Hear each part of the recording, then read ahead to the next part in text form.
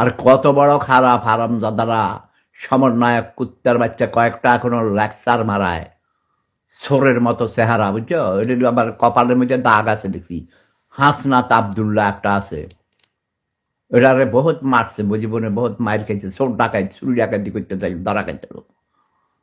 এই শালার পুতে নাকি বলে, আরেকটা আছে কি সার্জিস, এই আলম, এটার নামও তো তোমরা এরকম নাম শুনছ, সার্জিস, সার্গিস, সার্জিস।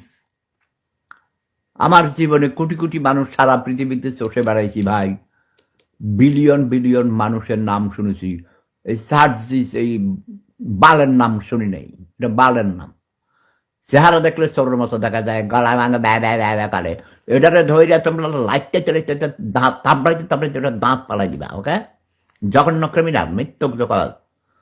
আগে ছাত্রলীগ করতো, এখন টেরোরিস্ট হয়েছে। টেরোরিস্ট, ইসলামের নামে ধর্মের নামে টেরোরিজম করে, টেরোরিস্ট। মাহফুজ আলম, এই নোয়াখাইডা খাটার ছোট লোক, জাতির পিতার ছবি নামাইছে হারামজাদা, উপদেশটা হয়েছে কুত্তার বাচ্চা। তার 3 মাস আগে যখন তোর বাবারা শপথ গ্রহণ করছিল ডক্টর ইউনুস স্যার, কই ডক্টর ইউনুস তো বলে নাই, ইউনুস নিজে করে না, অন্যদেরকে দিয়ে করায়। সোরের থান নাই, আসল সোর, বুঝছ? ডক্টর ইউনুস সাহেব বেশি বেড়ে গেছেন আপনি, তাই না? আপনার নোবেল প্রাইজ নিয়ে আপনার ওই নোবেল প্রাইজ ছিঁড়ে ফেলে দেব আমি।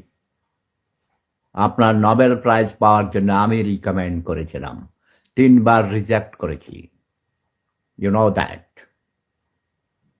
নোবেল প্রাইজ একেবারে ঢুকাই দেবো জায়গা মতো, ঠিক আছে? Get lost.